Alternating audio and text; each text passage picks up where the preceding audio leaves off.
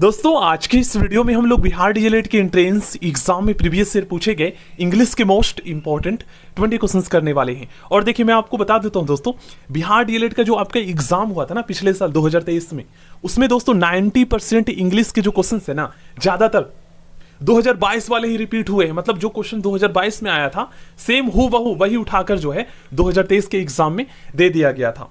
अगर आप दोस्तों इंग्लिश में, आप लिख लीजिए इस बात को, इंग्लिश में अगर आप 20 में से 20 नंबर लाना चाहते हो ना दोस्तों, तो अभी तक इंग्लिश के जो मैंने टॉपिक वाइज सिलेबस के अकॉर्डिंग जो मैंने क्लासेस करवाए हैं वो देख लीजिए।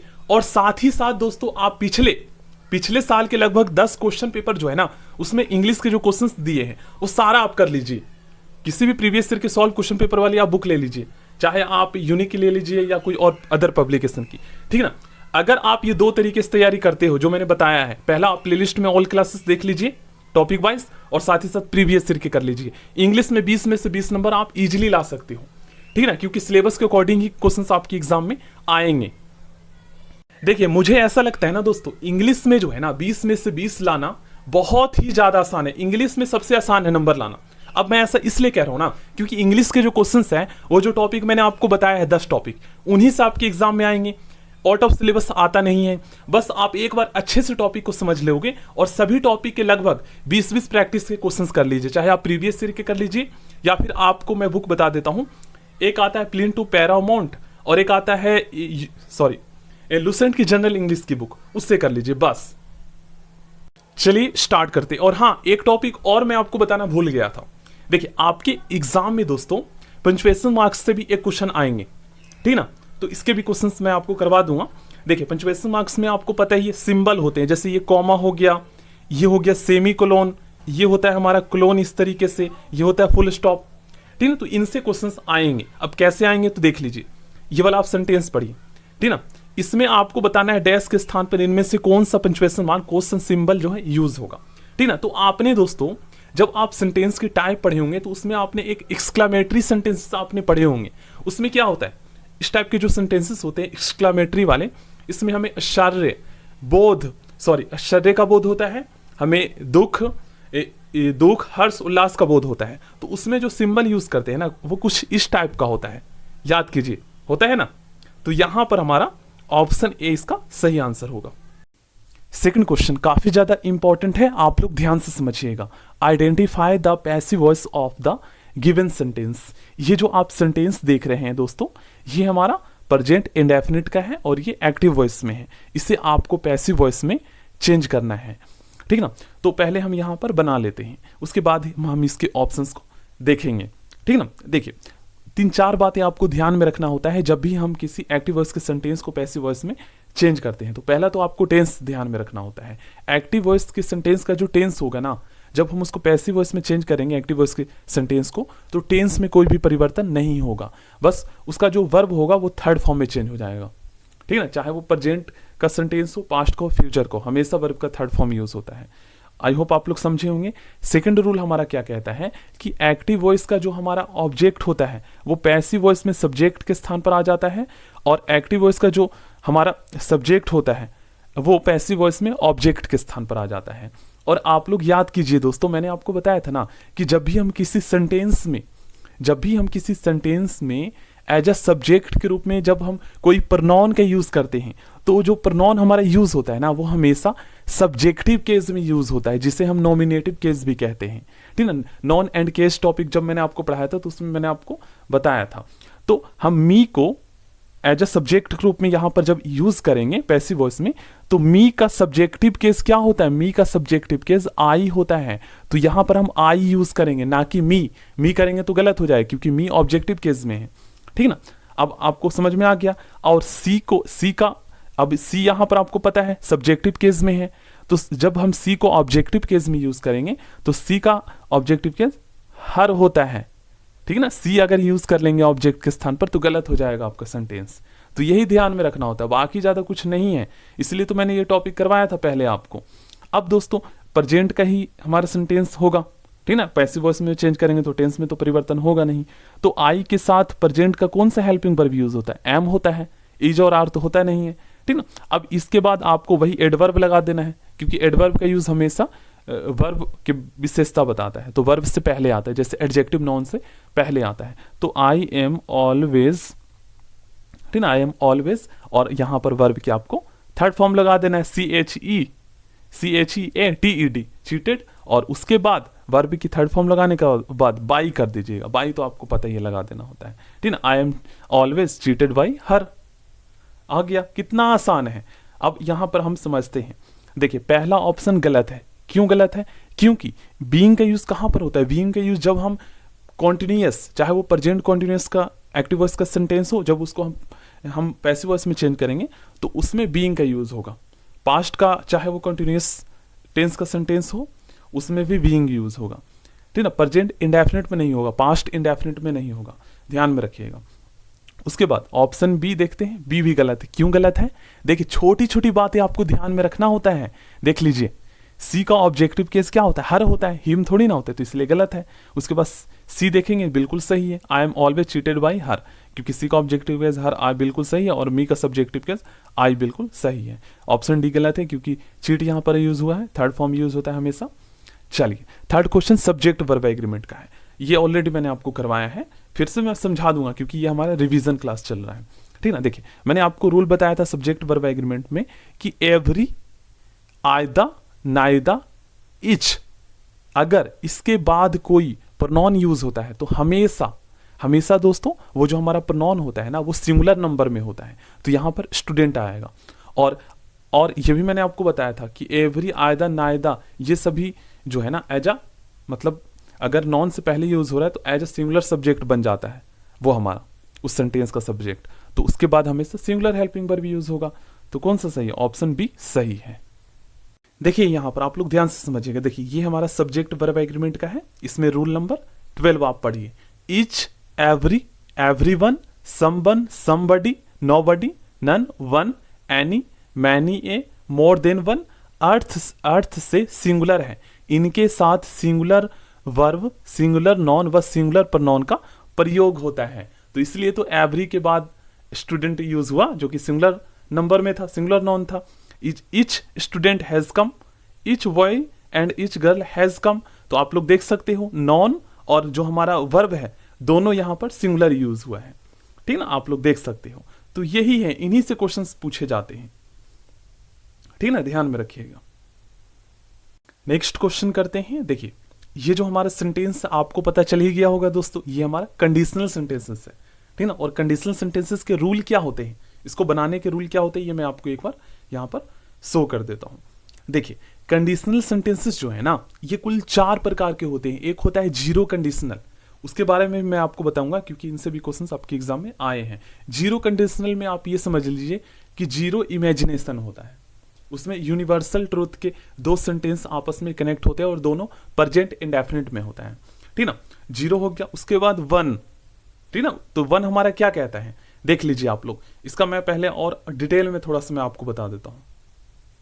देखिए फर्स्ट कंडीशनल सेंटेंस का जो हमारा रूल है ये वही है, ध्यान से समझिएगा, जो क्वेश्चन आपके एग्जाम में पूछे गए थे और जो मैंने अभी आपसे पूछा है।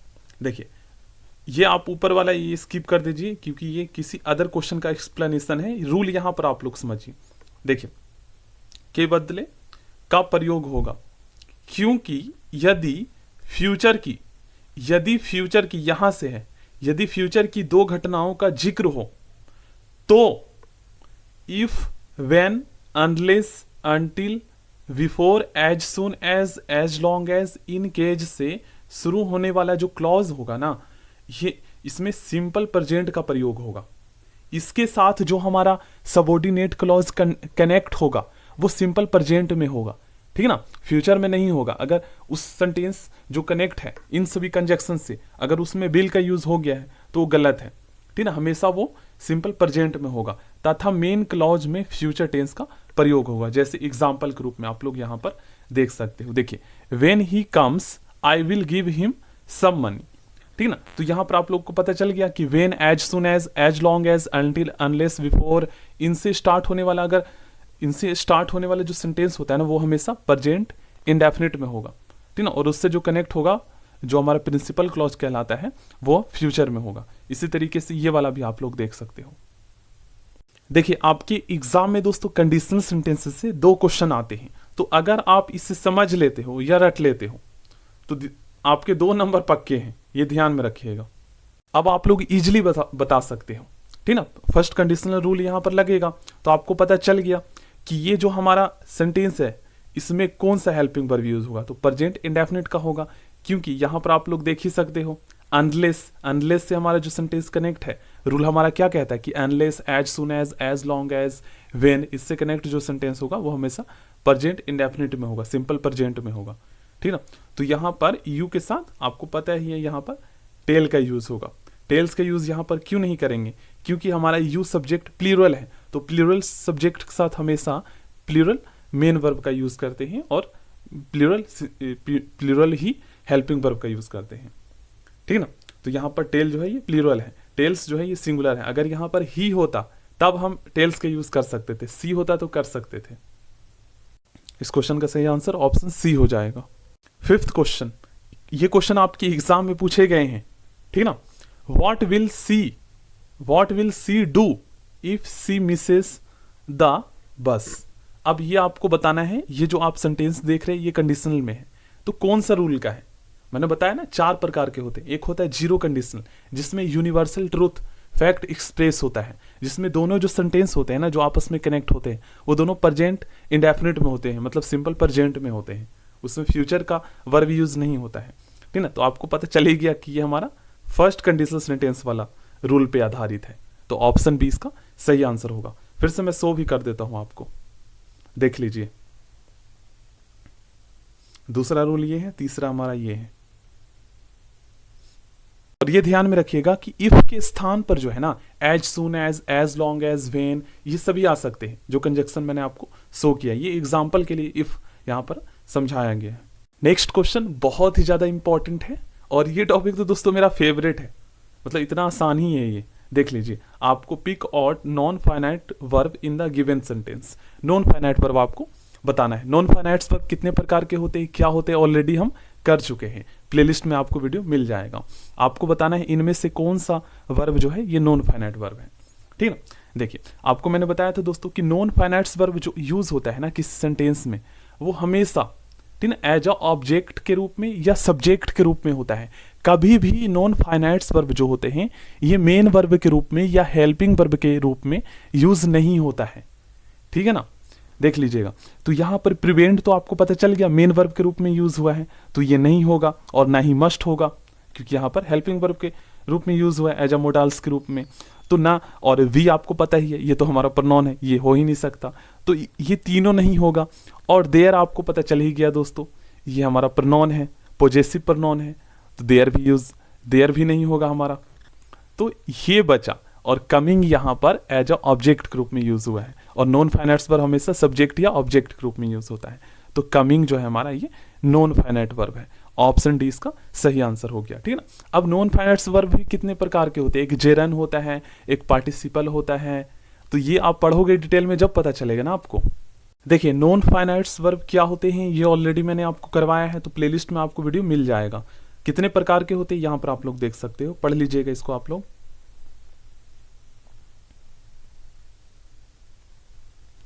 जो समझाने का काम था ये ऑलरेडी हम कर चुके हैं गाइस। नेक्स्ट क्वेश्चन काफी ज्यादा इंपॉर्टेंट है, और आइडम्स एंड फ्रेज से 2 क्वेश्चन आपके एग्जाम में आते हैं, कई बार तो 3-3 दे दिया जाता है, ठीक ना। चलिए इसका बताइए, select the alternative which best express the meaning of the item, जो यहां पर दे रखा है। तो देखिए इन ब्लैक एंड व्हाइट का मतलब होता है इन रिटेन फॉर्म में, ऑप्शन सी इसका सही आंसर होगा, ठीक है ना। चलिए next question, down to earth, ये तो सभी को पता होगा इसका मीनिंग, ठीक है। इसका मतलब क्या है दोस्तों, यहां पर देखिए काइंड हार्टेड मतलब दयालु व्यक्ति हो, सॉफ्ट दिल वाला, उसके बाद सेंसिबल एंड रियलिस्टिक, ये दोनों सही है, तो इसका सही आंसर ऑप्शन डी हो जाएगा, मोर देन वन, ठीक है। रूथलेस का मतलब यहां पर इसके उल्टा होता है, मतलब काइंड हार्टेड का उल्टा होता है। नेक्स्ट क्वेश्चन काफी ज्यादा इंपॉर्टेंट है, ये कंजक्शन टॉपिक से पूछा गया क्वेश्चन है। Everyone agrees with him dash not me. सबसे पहले तो आप सेंटेंस को पढ़कर समझिए क्या अर्थ दे रहे हैं। एवरीवन एग्रीज विथ हिम मतलब हर कोई उससे सहमत है। नोट मी तो यहाँ पर कहीं ना कहीं एक अर्थ आ रहा है कि हर कोई उससे सहमत है लेकिन मैं नहीं, है नहीं, आ रहा है ना अर्थ। और लेकिन के लिए क्या कंजक्शन यूज होता है, वट यूज होता है, ठीक ना। मतलब दो सेंटेंस अगर आपस में कनेक्ट हो और दोनों मतलब एक दूसरे के विपरीत हो, दोनों में विरोधाभास प्रकट हो रहा हो, तो वहां पर बट कंजक्शन का यूज करते हैं, ठीक ना, एज अ कॉन्ट्रास्ट व्यक्त करने के लिए। नेक्स्ट क्वेश्चन काफी ज्यादा इंपॉर्टेंट है और इस क्वेश्चन में पता है क्या दोस्तों, 99% स्टूडेंट गलत आंसर करके आते हैं। देखिए क्या बोला गया है, सिलेक्ट द ये सॉरी ये दोस्तों कॉपी हो गया है वही पिछले क्वेश्चन का, इससे आप लोग इग्नोर कीजिएगा, ठीक ना। यहां पर आपको हेल्पिंग वर्ब बताना है, nothing but hurts dash there. अब नथिंग बट जो है ना दोस्तों, नथिंग बट एक प्रकार का फ्रेज होता है और इसका हिंदी मीनिंग पता है क्या होता है, केवल, केवल, केवल होता है। और अगर ये किसी सेंटेंस में मतलब एज अ सब्जेक्ट के रूप में यूज हुआ है तो इसके बाद अगर कोई नॉन आता है ना तो वो हमेशा प्लूरल आएगा, ठीक ना। तो बहुत सारे स्टूडेंट जो है इसी को देखकर जो है ना हेल्पिंग वर्ब का यूज करते हैं, उन्हें लगता है हट्स, HUT हट, हट मतलब होता है झोपड़ी, और इस लगा देंगे तो बहुत सारी हो गई यहाँ पर झोपड़ियाँ, तो उन्हें लगता है कि यार यहाँ पर तो हमारा सब्जेक्ट प्लूरल नंबर में है तो यहाँ पर प्लूरल हेल्पिंग वर्ब यूज करेंगे, और वही वो गलत करते हैं क्योंकि ग्रामर का रूल कहता है कि नथिंग बट के बाद नॉन प्लूरल आएगा लेकिन हेल्पिंग वर्ब सिंगुलर यूज होगा, तो यहां पर वॉज यूज करेंगे। नेक्स्ट क्वेश्चन काफी ज्यादा इंपॉर्टेंट है, ध्यान से समझिएगा, आंसर कीजिएगा, ठीक ना।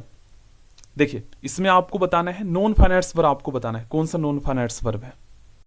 याद कीजिए दोस्तों आप लोग, मैंने आपको बताया था कि जो नॉन फाइनाइट्स वर्ब होते हैं ना दोस्तों, जब भी ये किसी सेंटेंस में यूज होते हैं तो ये एज अ सब्जेक्ट या एज अ ऑब्जेक्ट के रूप में यूज होता है नॉन फाइनाइट्स वर्ब, कभी भी ये हेल्पिंग वर्ब या मेन वर्ब के रूप में यूज नहीं होता, ठीक ना।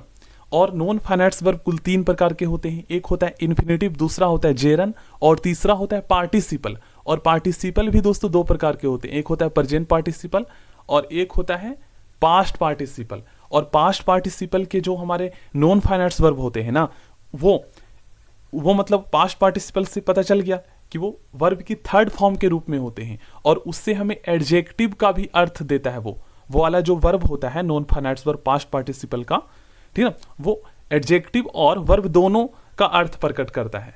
तो यहां पर आप लोग देखेंगे, सबसे पहले हम हटा देते हैं जो नहीं हो सकता, द बॉल नहीं होगा क्योंकि यहां पर नॉन है, और जंप्ड यहां पर मेन वर्ब है तो मेन वर्ब हो ही नहीं सकता क्योंकि मेन वर्ब के रूप में नॉन फाइनाइट्स वर्ब यूज नहीं होता। और ओवर आपको पता है ये प्रीपोजिशन है, वॉय आपको पता है नॉन है, तो जो बचा यही हमारा आंसर हो गया। और फ्राइटेंड जो है ये क्या है, पास्ट पार्टिसिपल है हमारा, जो कि नॉन फाइनाइट्स वर्ब का ही एक प्रकार है।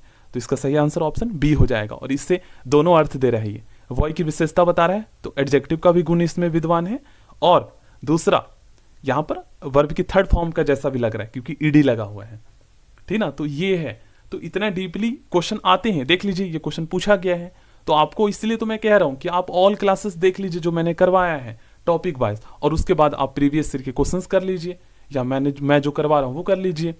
चलिए next question, identify the passive voice of the given sentence. ये जो आप सेंटेंस देख रहे हैं ये आपको पता है एक्टिव वॉइस में है और ये पास्ट इंडेफिनिट में है, ठीक ना। इसको पैसिव वॉइस में चेंज करना है तो आपको रूल पता ही है दोस्तों, टेंस में कोई भी परिवर्तन नहीं होगा, ठीक ना। पास्ट का है तो सेंटेंस भी हमारा पैसिव वॉइस का वो भी पास्ट में हो जाएगा, ठीक है ना। बस ये ध्यान में रखना है कि हमारा जब भी हम एक्टिव वॉइस के सेंटेंस को पैसिव वॉइस में चेंज करते हैं तो उसका ऑब्जेक्ट जो होता है वो पैसिव वॉइस में सब्जेक्ट के स्थान पर आ जाता है। तो ऑब्जेक्ट यहां पर आप लोग देख रहे हैं मी ऑब्जेक्टिव केस का प्रोनाउन है क्योंकि ये ऑब्जेक्ट के स्थान पर यूज हुआ है। तो जब हम इसको सब्जेक्ट के रूप में यूज करेंगे पैसिव वॉइस में तो ऑब्जेक्टिव केस को किस में चेंज करना होगा, इसको ऑब्जेक्टिव केस को हमें सब्जेक्टिव केस में चेंज करना होगा। तो मी का सब्जेक्टिव केस हमारा आई होता है, ठीक है। सब्जेक्टिव केस को नॉमिनेटिव केस भी कहते हैं। तो आई हो गया। अब आई के बाद आपको पता है दोस्तों हेल्पिंग वर्ब यूज करेंगे तो हेल्पिंग वर्ब भी पास्ट वाला यूज होगा। हेल्पिंग वर्ब होता है पैसिव वॉइस में यूज, ध्यान में रखिएगा। तो आई के बाद वॉज यूज होगा क्योंकि आई हमारा फर्स्ट पर्सन का सिंगुलर सब्जेक्ट है। तो आई वॉज और उसके बाद वर्ब की थर्ड फॉर्म यूज होगा तो आई वॉज सॉक्ड, ठीक है ना। अब यहां पर क्या है ना कि एट इसलिए यूज होगा और एट के बाद हिज बिहेवियर आ जाएगा। अब कुछ स्टूडेंट कहेंगे कि हिज बिहेवियर क्यों आएगा, हिज के स्थान पर बाई हिम क्यों नहीं करें, तो मैं आपको बता देता हूं, हिज जो है ना दोस्तों, ये पॉजेसिव केस का एडजेक्टिव है, और एडजेक्टिव को हम एज अ ऑब्जेक्टिव केस या सब्जेक्टिव केस के रूप में यूज नहीं करते हैं, प्रनॉन को हम चेंज करते हैं। अगर यहाँ पर हिम होता तो हम अगर यहाँ पर ही होता तो यहाँ पर बाई करके हिम लगा देते, अगर यहाँ पर सी होता तो बाई करके हर लगा देते, लेकिन ये हमारा एडजेक्टिव है तो एडजेक्टिव में कोई परिवर्तन नहीं होता है, तो एट हिज बिहेवियर यहाँ पर होगा, ध्यान में रखना है आपको। देख लेते हैं इसका आंसर क्या होगा। देखिए ऑप्शन बी यहाँ पर I was shocked at his behaviour, और option D I was shocked at behaviour. देखिए 2 बार करेक्ट आंसर यहाँ पर जो है टैप हो गया, तो दोनों सही है, यहाँ पर मिस्टेक हुआ है, ठीक है ना, दोनों सही है, बाकी ए और सी यहाँ पर गलत है। चलिए next question, he has been learning piano dash 2 years। अब इनमें से आपको बताना है दोस्तों, अब ये जो सेंटेंस आया है ना आपका सब्जेक्ट वर्ब एग्रीमेंट का है, मतलब आप कह सकते हो टाइम एंड टेंस का है, तो सेंटेंस से आपको पता चल गया कि हमारा प्रेजेंट का परफेक्ट कॉन्टिन्यूस सेंटेंस है ना।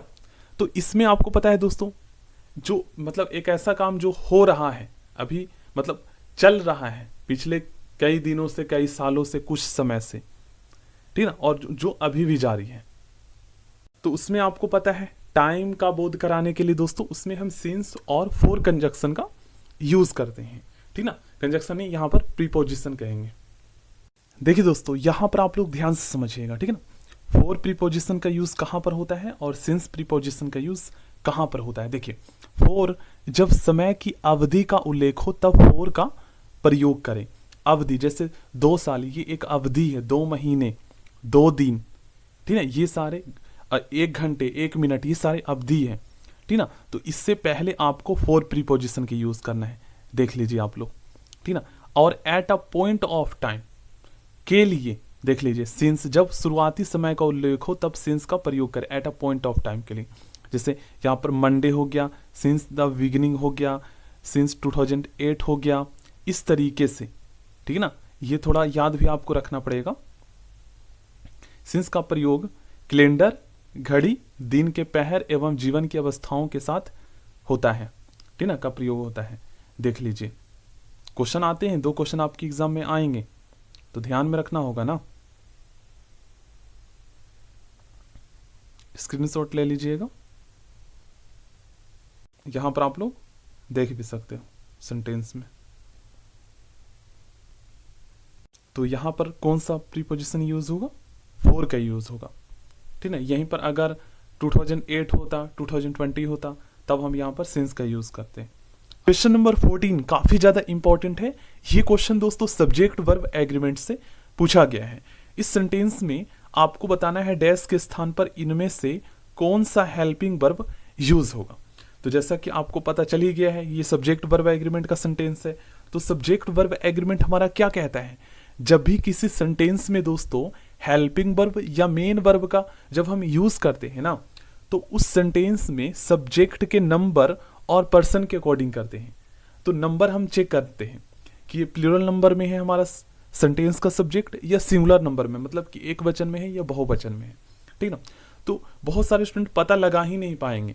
कुछ स्टूडेंट को लगेगा कि यार यहाँ पर हिज पेरेंट्स तो एस लगा हुआ है, तो कहीं ना कहीं यहाँ पर हमारा सब्जेक्ट जो है ये प्लूरल है, क्योंकि ही भी है और उसके पेरेंट्स भी हैं। कुछ स्टूडेंट कहेंगे कि यार ही है तो इसके अकॉर्डिंग हम सिंगुलर हेल्पिंग वर्ब यूज कर लेते हैं। यही कंफ्यूजन चलता रहेगा। तो जब तक आपको रूल नहीं पता तब तक तो पहले हम रूल समझते हैं, तभी आप इस क्वेश्चन का आंसर कर पाओगे। ये है हमारा दोस्तों सब्जेक्ट वर्ब एग्रीमेंट, ठीक ना। ये ऑलरेडी मैं आपको करवा चुका हूं, ठीक है ना। हम अपने टॉपिक पे आते हैं। देखिए ये है हमारा रूल नंबर 3। इसी से आपके एग्जाम में क्वेश्चंस कई सारे पूछे गए हैं। देखिए यदि 2 सब्जेक्ट, अब सब्जेक्ट प्रोनाउन भी हो सकता है, नॉन भी हो सकता है। यदि 2 सब्जेक्ट को as well as, with, along with, together with, and not, in addition to, but, besides, except, rather than, accompanied by, like, unlike, no less than, nothing but, देखिए आ गया ना nothing but, और सेंटेंस मैंने आपको करवाया था, से जोड़ा जाए तो वर्ब पहले सब्जेक्ट के अनुसार प्रयोग होना चाहिए। क्या बोल रहा है, अगर इनसे 2 नॉन या प्रोनाउन कनेक्ट है तो वर्ब पहले सब्जेक्ट के अनुसार होना चाहिए। देख लीजिए, Ram as well as his parents is coming.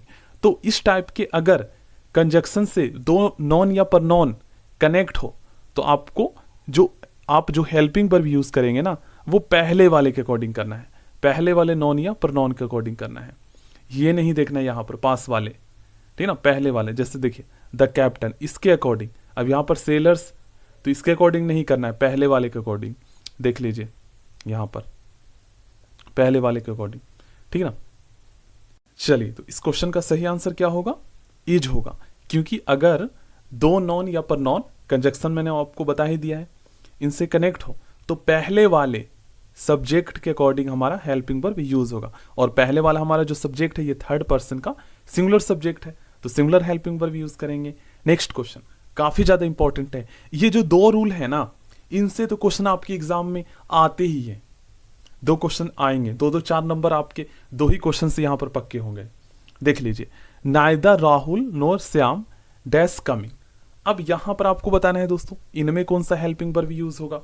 तो देखिए मैं आपको बता देता हूं, इसमें क्या है ना, इसमें जो हमारा हेल्पिंग वर्ब यूज होता है ये पास वाले सेंटेंस के, उसमें दूर वाला मतलब कि पहले वाला, और इसमें पास वाले सेंटेंस के अकॉर्डिंग हेल्पिंग वर्ब यूज होता है। तो यहां पर कौन सा हेल्पिंग वर्ब यूज होगा? यहां पर श्याम हमारा थर्ड पर्सन का सिंगुलर सब्जेक्ट है, तो यहां पर हैज का यूज करेंगे। लेकिन यहीं पर अगर नाइदर राहुल नोर हिज फ्रेंड्स होता तो फ्रेंड्स यहां पर प्लूरल हो गया, पास वाला सब्जेक्ट, तो फिर हम आर यूज कर लेते, ठीक है ना।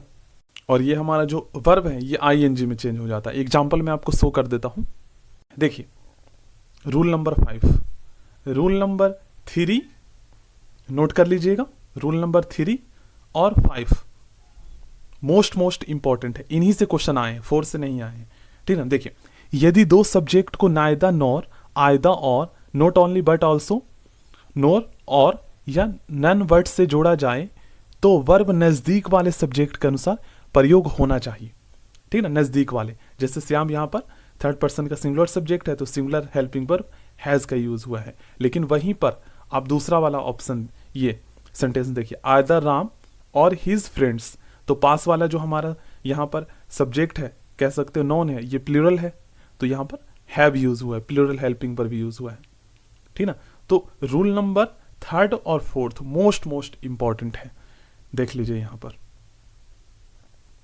नेक्स्ट क्वेश्चन दोस्तों काफी ज्यादा इंपॉर्टेंट है। ये जो आप सेंटेंस देख रहे हैं ये हमारा डायरेक्ट स्पीच का सेंटेंस है और इसे आपको इनडायरेक्ट स्पीच में चेंज करना है। तो इनडायरेक्ट स्पीच में चेंज करने का क्या रूल होता है ये थोड़ा सा हम समझ लेते हैं। देखिए दोस्तों, आपको पता है इन्वर्टेड कोमा के अंतर्गत जो हमारा सेंटेंस होता है ना, इसे हम रिपोर्टेड स्पीच कहते हैं। इन्वर्टेड कोमा के अंतर्गत जो सेंटेंस होता है, और इन्वर्टेड कोमा के जो बाहर वाला सेंटेंस होता है इसे हम रिपोर्टिंग स्पीच कहते हैं, ठीक ना, इसे हम रिपोर्टिंग स्पीच कहते हैं। तो जब हम इसको इनडायरेक्ट स्पीच में चेंज करते हैं तो आपको पता है इन्वर्टेड कोमा हटाकर हम जो है डेट कंजक्शन का यूज करते हैं। उसके बाद हम सेंटेंस को पढ़कर समझते हैं क्या कह रहा है। He said I have lived here for a long time. तो उसने कहा ना मैं, तो यहां पर आई का यूज अपने लिए उसने किया था, ठीक ना। तो जब हम इसको इनडायरेक्ट स्पीच में चेंज करेंगे तो हम अपनी भाषा में उसकी बात को व्यक्त करेंगे, किसी को बताएंगे, या मान लीजिए बुक में लिखेंगे एक स्टोरी, तो ही की आई के स्थान पर ही प्रोनाउन का यूज होगा, क्योंकि थर्ड पर्सन की बात की जा रही है यहाँ पर। जैसे प्रधानमंत्री ने कुछ कहा तो प्रधानमंत्री के लिए हम उनका नाम भी यूज कर सकते हैं, या हम उसके लिए ही का यूज कर सकते हैं। तो ये नाम और ही थर्ड पर्सन में आ जाता है। और अगर मान लीजिए मैं उसकी बात को व्यक्त करना चाह रहा हूँ तो आपको पता है थर्ड पर्सन का प्रोनाउन का यूज करूंगा, तो यहाँ पर थर्ड पर्सन का प्रोनाउन यूज होगा। अब यहाँ पर इतना तो हमें पता चल गया। अब लास्ट क्या रहा? तो लास्ट रहा हमारा टेंस। टेंस कैसे चेंज होगा? टेंस में ही स्टूडेंट को प्रॉब्लम आता है और इसमें वो गलती करते हैं। तो टेंस चेंज करने का क्या रूल है समझ लेते हैं। देखिए पहले हम ये देख लेते हैं कि इन्वर्टेड कोमा के अंतर्गत जो हमारा रिपोर्टेड स्पीच है इसका कौन सा टेंस है। तो ये हमारा प्रेजेंट परफेक्ट टेंस में है, ठीक है। रिपोर्टेड स्पीच इन्वर्टेड कोमा के जो अंदर है, और ये जो बाहर वाला है रिपोर्टिंग स्पीच, ये हमारा पास्ट सिंपल पास्ट में, पास्ट इंडेफिनिट में है। तो रूल हमारा क्या कहता है, ये जो मैं आपको बता रहा हूँ ये लूसेंट की जनरल इंग्लिश से मैं आपको यहाँ पर बता रहा हूँ। देखिए रूल हमारा क्या कहता है, रूल 2 का सी है ना, सी पर आधारित था हमारा क्वेश्चन, हाँ सी पर ही आधारित था। देखिए अगर रिपोर्टेड स्पीच जो इन्वर्टेड कोमा के अंतर्गत होता है, अगर reported speech present perfect tense में हो तो वह इनडायरेक्ट स्पीच में पास्ट परफेक्ट टेंस में बदल दिया जाता है। अब भाई कब बदला जाता है, कुछ शर्त भी तो होना चाहिए ना, तभी तो हमें पता चलेगा हम कब बदलेंगे, जब कुछ बताएगा तभी तो ना। तो देखिए इसमें क्या है, शर्त ये है दोस्तों कि अगर इन्वर्टेड कोमा के बाहर वाला जो हमारा सेंटेंस है जिसे हम रिपोर्टिंग स्पीच कहते हैं, अगर हमारा reporting speech past indefinite simple past में है, ठीक ना, और अगर उसके साथ कनेक्ट, ठीक ना, इन्वर्टेड कोमा के अंदर रिपोर्टेड स्पीच अगर प्रेजेंट परफेक्ट में है, तो उसको जब हम इनडायरेक्ट स्पीच में चेंज करेंगे तो वो पास्ट परफेक्ट में चेंज हो जाएगा। शर्त यह है कि हमारा रिपोर्टिंग स्पीच अगर पास्ट में है तब, ठीक ना, अगर हमारा रिपोर्टिंग स्पीच पास्ट में है तब हम पास्ट प्रेजेंट परफेक्ट टेंस को पास्ट परफेक्ट में चेंज करेंगे, जो कि इन्वर्टेड कोमा वाला होगा। देख लीजिए यहाँ पर आप लोग, ठीक ना, ये है रूल करने का चेंज। इसी तरीके से आप रूल 2 का पहला भी पढ़ सकते हो। मतलब मान लीजिए रिपोर्टेड स्पीच जो इन्वर्टेड कोमा के अंतर्गत है सिंपल प्रेजेंट टेंस में हो, जैसे आई राइट अ लेटर, ठीक है, सिंपल प्रेजेंट टेंस में है, तो वह इनडायरेक्ट स्पीच में सिंपल पास्ट में बदल दिया जाता है। अब कब बदला जाता है? तो शर्त यह है कि रिपोर्टिंग स्पीच अगर पास्ट में या सिंपल पास्ट में है तब बदला जाएगा उसे सिंपल पास्ट में, सिंपल प्रेजेंट को। इसी तरीके से आप वी का भी पढ़ सकते हो, ठीक है। तो ये आप पढ़ लेना क्योंकि इनसे क्वेश्चन आते हैं एग्जाम में, इसलिए मैं आपको शो कर रहा हूँ। बाकी आप और डिटेल में पढ़ना चाहते हैं तो एक मैंने आपको डायरेक्ट इनडायरेक्ट स्पीच का क्लास करवाया है, प्लेलिस्ट में लिंक मिल जाएगा, देख लीजिएगा। I dash the medicine as prescribe by the doctor for a week. ये जो आप सेंटेंस देख रहे हैं दोस्तों, इस सेंटेंस में आपको डैश के स्थान पर बताना है कौन सा हेल्पिंग वर्ब इनमें से यूज होगा। तो आप सबसे पहले सेंटेंस पहचानिए, इस सेंटेंस का टेंस पहचानिए कौन सा है, उसके अकॉर्डिंग आप इजीली आंसर बता पाएंगे, ठीक है। देखिए फॉर अ वीक से आपको पता चल जाता है यहाँ पर कि ये जो सेंटेंस है ना, ये हमारा परफेक्ट कॉन्टिन्यूअस का सेंटेंस है। अब ये प्रेजेंट का है या पास्ट का है या फ्यूचर का, कैसे पता लगेगा? तो आप इन ऑप्शन में आप हेल्पिंग वर्ब देख के पता लगा सकते हो, ठीक है ना, इस तरीके से आप पता लगा सकते हो। अब देखिए यहाँ पर फॉर अ वीक है तो इससे तो साफ पता चल गया परफेक्ट कॉन्टिन्यूअस का है। अब प्रेजेंट का है या पास्ट का है ये कैसे पता लगेगा? तो देखिए सेंटेंस में कहीं पर भी पास्ट के वर्ड्स आपको देखने को नहीं मिल रहा है, ठीक है ना, और टैक्स हो नहीं सकता क्योंकि ये प्रेजेंट या पास्ट या फ्यूचर तीनों में किसी का ही एक परफेक्ट कॉन्टिन्यूअस का सेंटेंस है, ठीक ना। और ना ही टैकिंग का यूज होगा, टैकिंग का क्यों नहीं होगा टैकिंग का यूज? क्योंकि आप सभी जानते हैं परफेक्ट कॉन्टिन्यूअस में विन का यूज होता है, उसके बाद वर्ब की आईएनजी फॉर्म। अब इन्हीं दोनों में से आपको बताना है। तो देखो गाइस, वुड हैव टेकन का यूज यहाँ पर इसलिए नहीं होगा क्योंकि आप लोग देख ही सकते हो वुड कहाँ पर यूज होता है, विल का पास्ट, ठीक ना, विल का पास्ट फॉर्म में वुड का यूज होता है, और ये पास्ट परफेक्ट बना रहे हैं ना कि कॉन्टिन्यूअस बना रहे हैं परफेक्ट कॉन्टिन्यूअस, तो सी भी गलत हो जाएगा। लास्ट में बचा बी, हैव बीन टैकिंग, तो यही यूज होगा यहाँ पर, ऑप्शन बी इसका सही आंसर होगा। इस तरीके से आप चेक कर सकते हो। चलिए next question, I have been walking dash the river, preposition का है ये क्वेश्चन। देखो गाइस, रिवर, देखो रिवर के अंदर तो हम टहलते नहीं है, ठीक ना, और ना ही रिवर के ऊपर हम टहलते हैं, रिवर के किनारे किनारे हम टहलते हैं। थोड़ा कॉमन सेंस भी आपको लगाना होगा, ठीक ना। तो यहाँ पर के किनारे किनारे के अर्थ में अलॉन्ग प्रीपोजिशन का हम यूज करते हैं, तो ये सबसे ज्यादा अप्रोप्रिएट है, ऑप्शन डी यहाँ पर सही आंसर होगा। Next question, measles. अब मिजल्स जो है ना एक डिजीज का नाम होता है, ठीक ना, जैसे एक होता है NEWS न्यूज। अब आप लोग देखेंगे तो कुछ स्टूडेंट कहेंगे कि सर न्यूज लास्ट में एस लगा हुआ है तो इसका मतलब कहीं ये प्लूरल नॉन तो नहीं है, लेकिन आपको पता है दोस्तों न्यूज़ का फुल फॉर्म होता है जैसे नॉर्थ ईस्ट वेस्ट साउथ, ठीक है ना। तो ये एक नॉन है जो कि सिंगुलर होता है, लेकिन लगेगा आपको कि ये प्लूरल है, और इसमें फिर से एस लगाकर इसको प्लूरल नहीं बनाया जाता है, ठीक ना, और एस हटाकर इसे सिंगुलर नहीं बनाया जाता है, ये अपने ही फॉर्म में होता है, वो सिंगुलर होता है, देखने में लगता है। तो इसके साथ आप सभी जानते हैं सिंगुलर हेल्पिंग वर्ब का यूज होता है। तो इसी तरीके से मिजल्स जो है ना, ये एक जो है सिंगुलर नॉन होता है डिजीज का नाम, तो इसके साथ इज हेल्पिंग वर्ब का यूज होता है, ठीक ना, ध्यान में रखिएगा। चलिए मैं आपको सब्जेक्ट वर्ब एग्रीमेंट की क्लास में आपको अच्छे से मैं यहाँ पर डिटेल में आपको बता देता हूँ और कौन कौन से ऐसे वर्ड्स होते हैं, ठीक है, इन्हें आप लोग पढ़ लीजिएगा जिन्होंने नहीं क्लास देखा सब्जेक्ट वर्ब एग्रीमेंट की।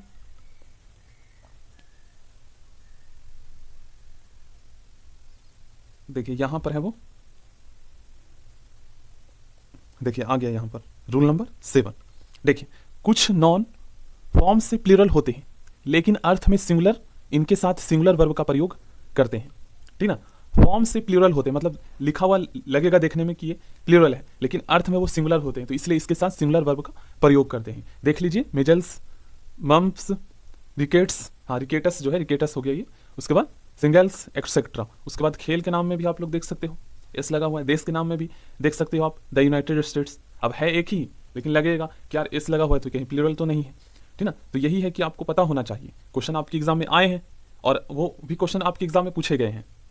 एग्जाम्पल के रूप में आप सब्जेक्ट के नाम देख सकते हो मैथमेटिक्स, अब लगेगा कि ये तो प्लूरल है, लेकिन आप देख सकते हो कि फॉर्म में प्लूरल है लेकिन है अर्थ में सिंगुलर, तो इसलिए सिंगुलर हेल्पिंग वर्ब यूज हुआ है। इस क्वेश्चन का सही आंसर ऑप्शन डी हो जाएगा। Next question, select the alternative which best express the meaning of the items और फ्रेज। देखिए, build castles in the air, इसमें टी जो है ना साइलेंट होता है, काजल्स पढ़ते हैं। Build castles in the air, आपको इसका बताना है मीनिंग, ठीक ना, कौन सा है इनमें से। तो देखो गाइस, प्लानिंग वाइजली, इसका मतलब है कि चतुराई पूर्वक जो है प्लानिंग, योजना बनाना। अब build castles in the air का मतलब होता है हवाई किला बनाना, मतलब कि जो पूरा ना हो ऐसे सपने देखना, ठीक ना। तो इससे साफ पता चलता है कि डे ड्रीम्स भी बोलते हैं, दिन में सपने देखना। और दूसरा होता है क्रिएटिंग अनरियलिस्टिक प्लान्स। ये दोनों सही लग रहा है हमें, तो इसका सही आंसर ऑप्शन डी हो जाएगा। पूछा गया क्वेश्चन है ये आपके एग्जाम में।